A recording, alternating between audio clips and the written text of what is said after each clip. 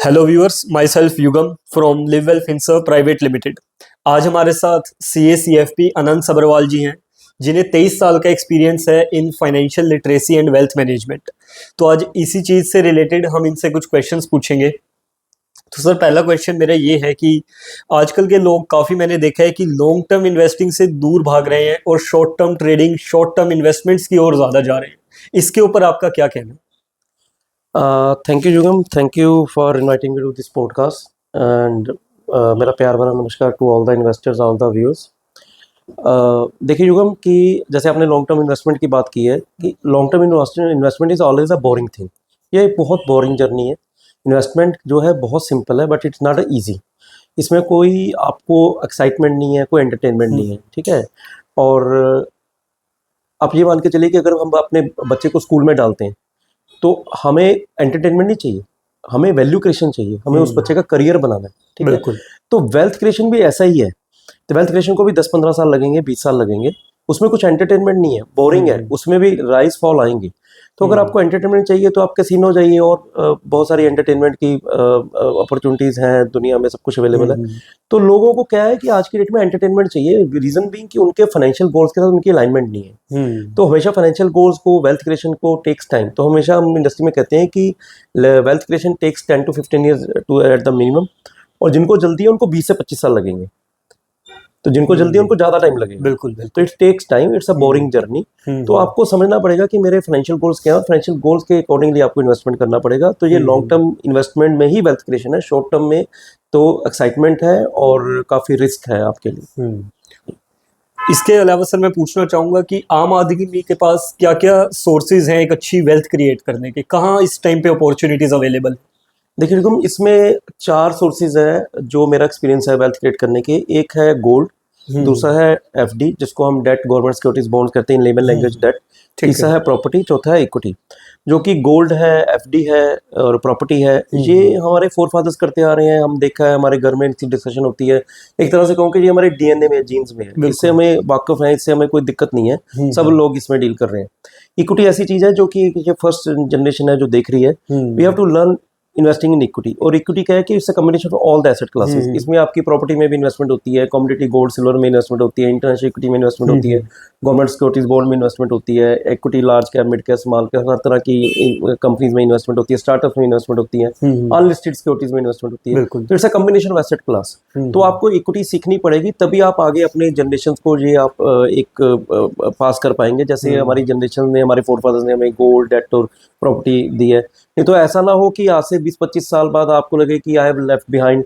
क्योंकि आज की डेट में जो इक्विटी के में इन्वेस्टमेंट नहीं कर रहा है, इक्विटी को नहीं सीख रहा, उसके फाइनेंशियल गोल्स के साथ उसने अलाइन नहीं किए हैं, तो आप इसको, इस जो अगले 20-25 साल है इंडिया के जो ग्रोइंग जो टाइम चल रहा है, उसको आप मिस अगर कर देंगे तो आपको लगेगा कि मैंने ठीक टाइम पे इक्विटी को क्यों नहीं समझा, क्यों नहीं सीखा, क्यों नहीं इन्वेस्टमेंट करी। तो इक्विटी को आपको सीखना पड़ेगा। जो फोर्थ पिलर है इसका, debt, gold, property and equity. Equity में आइए, इक्विटी में इन्वेस्ट कीजिए, इक्विटी को टाइम दीजिए।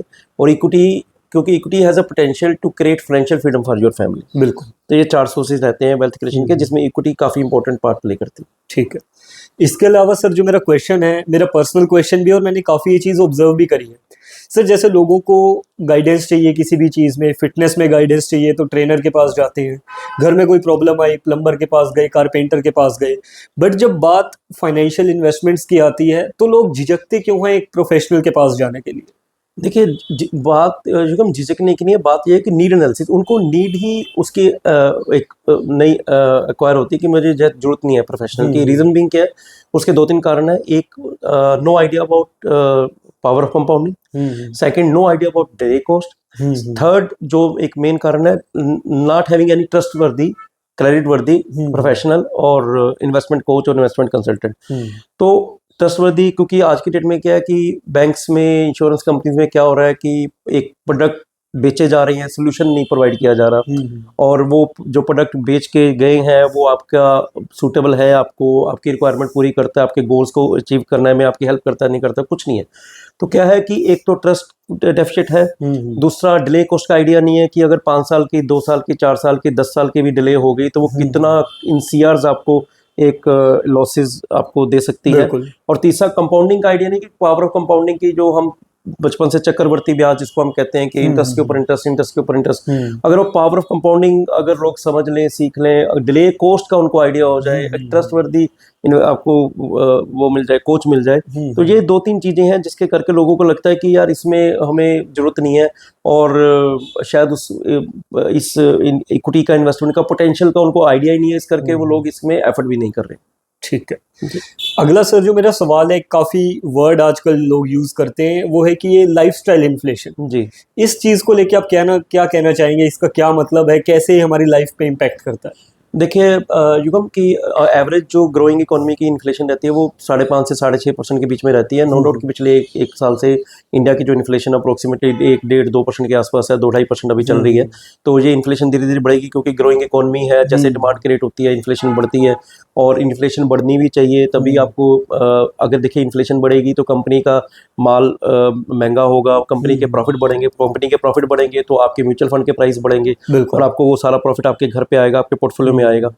तो बेसिकली क्या है कि वो इन्फ्लेशन तो जो 5.5-6% है वो तो एक नॉर्मल इन्फ्लेशन, लेकिन जो हमारी अपनी लाइफस्टाइल इन्फ्लेशन है वो कई बार 9-10% के आसपास रहती है, अमूमन रहती है वो, क्योंकि हमारी जो आज की डेट में जो हम अपर मिडिल क्लास फैमिली भी ले लें तो उनके जो इंटरनेशनल वेकेशन है, जो वो जिस लाइफस्टाइल में, जिस गैजेट्स में, जो वो जिस टाइप की, जिस लेवल की वो शॉपिंग कर रहे हैं, तो अपनी इन्फ्लेशन 9-10% का 10% एवरेज हम ले लें तो एक रूल ऑफ 70 है फॉर अंडरस्टैंडिंग ऑफ लेमन, कि रूल ऑफ 70 कहता है कि 70 divided by your rate of inflation which is assumed rate of 10%, तो 70 divided by 10% is equal to 7 years। तो in how much years, in how many years the value of my money will cut to half, the purchasing power of my money will cut to half। तो अगर आप 70 को 10% आपकी percent inflation है, assumed inflation, तो आपका वो 7 years आता है, तो 7 साल में आपका पैसे के बड़े बड़े वैल्यू जो परचेजिंग पावर आधी रह जाएगी, लाख रुपए की वैल्यू 50,000 रह जाएगी। ठीक है, इसलिए आपको एक इन्वेस्टमेंट ऐसी जगह करनी जहाँ पे आपको रियल रिटर्न आए, रियल रिटर्न के return minus taxes minus inflation. अगर आज की डेट में अगर आपको 15% भी रिटर्न आ रही है और उसमें से 1% टैक्स भी जा रहा है और 10% आपकी इन्फ्लेशन खुद की जा रही है, तो भी आप 4% ही अर्न कर रहे हैं, और 4% अगर आपने अर्न करने हैं, you are better than 99% of the traders and investors. तो इतनी ही एक रीच है, इतनी गेम है कि 4 से 7-8% आप क्रिएट कर लें, वहीं पे आपकी फाइनेंशियल फ्रीडम क्रिएट हो सकती है, क्योंकि आपकी पैसे की परचेजिंग पावर इंटैक्ट भी रख रहे हैं, उसको बढ़ा भी रहे हैं। तो लाइफस्टाइल इन्फ्लेशन को समझना पड़ेगा, ठीक है, अपने खर्चों पे आपको अंकुश लगाना पड़ेगा, लाइफस्टाइल खर्चों पे, क्योंकि 3 चीजें होती हैं, एक होती है नीड्स और एक वांट्स और एक आपकी सेविंग। तो नीड्स तो है, नेसेसिटीज हैं, वो आपके बिल्स हैं, आपका जो भी रेंट है, ईएमआईज है, एजुकेशन एक्सपेंसेस है, मेडिकल को आपका होना ही होना, उसमें आप कुछ ब्रेक नहीं लगा सकते, कुछ कट शॉट नहीं कर सकते। जैसा वांट्स है, तो जैसे 50-30-20 का रूल है कि 30% वांट्स है उसको आप रिड्यूस कीजिए। अगर आप 30% को 15% पे ले आते हैं जो आपके लाइफस्टाइल एक्सपेंसेस है, तो 50% जो बचेगा वो आपकी इन्वेस्टमेंट में जाएगा। तो अगर आप 50-30-20 से 15-15-35 पे आ जाएं, 15-20 और 30 पे आ जाएं, तो उससे आपका और भी आपका प्रोफाइल बेटर होगा, आपका फाइनेंशियल फ्यूचर और भी सिक्योर होगा। तो लाइफस्टाइल एक्सपेंसेस के ऊपर बहुत आपको फोकस करना पड़ेगा, बिकॉज ये बहुत ही एक इस टाइम वरीसम सिचुएशन है जो लोगों का लाइफस्टाइल एक्सपेंसेस है, और उसके ऊपर आपको कंट्रोल करना पड़ेगा, तभी आप अपनी फाइनेंशियल फ्रीडम के बारे में सोच सकते हैं।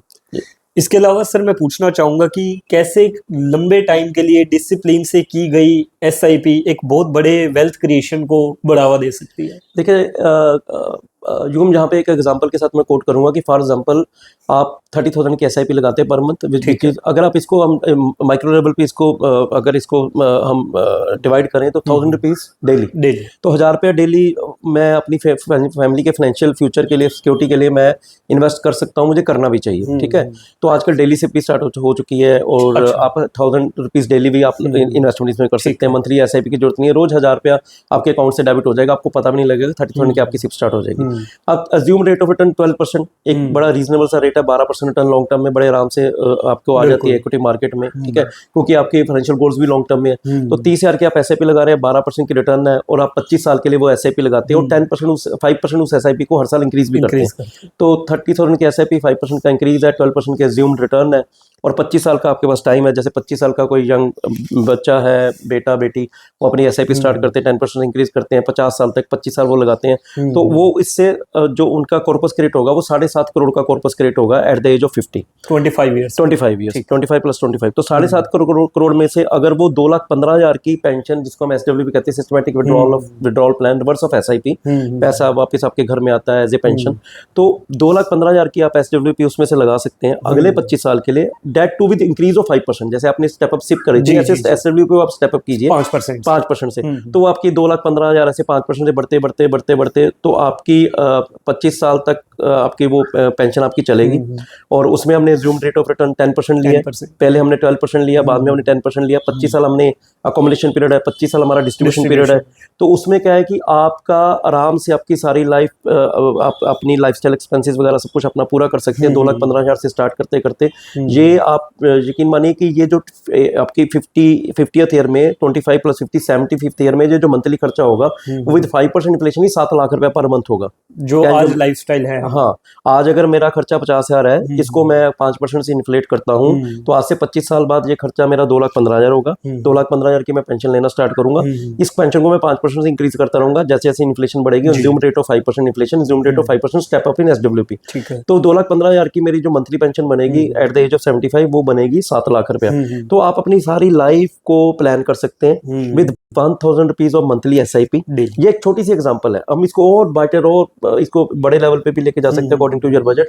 और मजे की बात यह है कि एट द एज ऑफ 70 आपके पास ये सारा कुछ सेव करने के बाद, सारा कुछ खर्च करने के बाद पूरा लाइफ आपके पर प्लान हो चुकी है। इसके साथ आप 75 की एज पे आपके पास you are still left with a corpus of 40 crore 50 lakh. और जबकि SIP हमने 25 इयर्स में बंद कर दी थी। तो 25 साल हमने SIP लगाई, 7.5 करोड़ हमने जोड़ लिया, 7.5 करोड़ में से हमने 2.25 लाख की पेंशन लेनी स्टार्ट करी, उसको इंक्रीज करते रहे। लास्ट ईयर में पर मंथ पेंशन 7 लाख है, और उसके बाद भी 40 करोड़ 50 लाख रुपया हम अपनी लेगेसी अपने फैमिली को छोड़ देके जा सकते हैं। और आप 75 को 85 प्लान कर लीजिए, उसमें भी ये पैसा खत्म नहीं होने वाला। बिल्कुल ठीक है, तो लाइफ एक्सपेक्टेंसी को ऊपर नीचे कर सकते। तो ये जस्ट एक सिंपल बेसिक एग्जांपल है।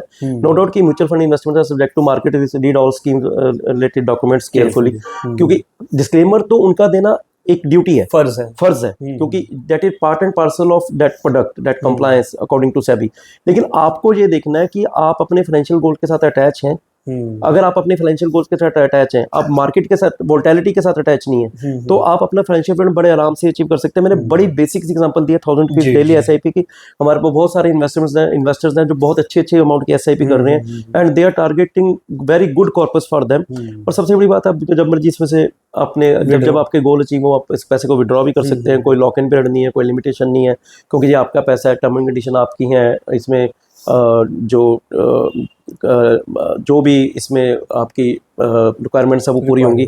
बट इसके साथ फिर एक मैं डिस्क्लेमर देना चाहूँगा, एक वर्ड ऑफ क्वेश्चन देना चाहूँगा कि इसमें पूरी फ्रीडम है। म्यूचुअल फंड में कोई लिमिटेशन नहीं है, जैसे मर्जी पैसा आप निकाल सकते हैं, बढ़ा सकते हैं, काम कर सकते हैं। लेकिन वन क्वेश्चन इसमें, that freedom always comes with responsibility. तो आप अपनी जिम्मेवारी के साथ इसमें इन्वेस्टमेंट कीजिए, फाइनेंशियल गोल के साथ इंटैक्ट दीजिए, पेशेंस डिसिप्लिन रखिए। पैसा जब आपके गोल्स हैं तब आप विड्रॉ कीजिए, तो आप अपनी पूरी लाइफ को बड़े इजीली प्लान कर सकते हैं।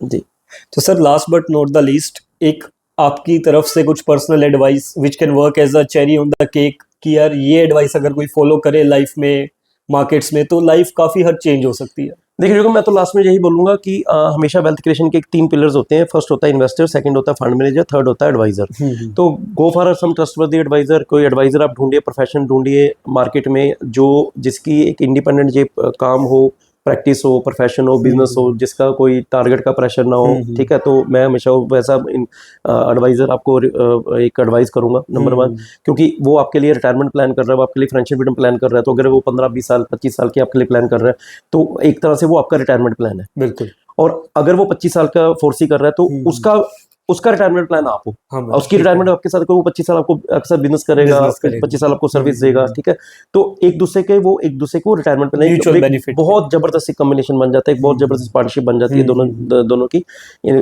फंड मैनेजर आपके फंड्स मैनेज कर रहे हैं, they are highly qualified people, और उनका एक टारगेट है कि उनको बढ़िया से बढ़िया फंड्स को मैनेज करना है, बढ़िया से बढ़िया रिटर्न निकाल के देनी है। वोलेटिलिटी में उनको जो भी सेल परचेज करनी होती है, कंपनीज पिकअप करनी होती है, सब कुछ करना होता है। तो वो अपनी बेस्ट करते हैं ताकि उनको अपने इंसेंटिव्स, बोनस का उनको एक टारगेट होता है कि मेरे को अच्छा इंसेंटिव बोनस मिले, मेरे को करियर में ग्रोथ मिले, तो they are doing best. Advisor, क्योंकि आपका रिटायरमेंट प्लान आपका पूरा प्लान कर रहा है और उसकी रिटायरमेंट आपके साथ ही will also try to do his best. एक ट्रस्टवर्दी आपको एक देखना पड़ेगा एडवाइजर उसमें, ठीक है। और तीसरा क्या है कि इन्वेस्टर गॉड फॉरबिड इन्वेस्टर में कहीं कमजोरी आती है, क्योंकि उसके जो इमोशंस है, उसका जो बिहेवियर कंट्रोल, इमोशन कंट्रोल, क्योंकि मार्केट एक्साइट भी करती है, पैनिक भी करती है, तो उसके फियर, ग्रीड, योलो, फोमो, टीना, वो जितने इमोशंस उसके हैं, तो इन्वेस्टर को अपने ऊपर कंट्रोल रखना, पेशेंट डिसिप्लिन से। फंड मैनेजर अपना काम करेगा, एडवाइजर अपना काम करेगा, और इन्वेस्टर अगर अपना काम करे, तो ये जब तीनों का ये एक कॉम्बिनेशन, हाँ, एक ट्राई पार्टी एक जो कॉम्बिनेशन बनता है, तो it is going to be amazing. बहुत अच्छी आप वेल्थ क्रिएट कर सकते हैं। We are lucky, we are in India, India is growing. बिल्कुल। इंडिया से हमें बहुत अच्छी इन्वेस्टमेंट रिटर्न मिलेगी, 12 से 18% के बीच में कहीं भी आप रिटर्न बना सकते हैं, और बहुत अच्छी अपॉर्चुनिटीज है। Don't miss this golden period. अगले 20-25 साल इंडिया के हैं, ग्रो कर रहा है इंडिया, फास्टेस्ट ग्रोइंग इकोनॉमी है। तो मेरे यही एक लास्ट में word of wisdom, word of advice रहेगा कि start investing, keep investing, stay invested, and plan your financial freedom, financial goal with your investments, and also always review your portfolio 6 monthly or yearly at least. ठीक। Thank you so much, sir. It was pleasure having a conversation with you. Thank you.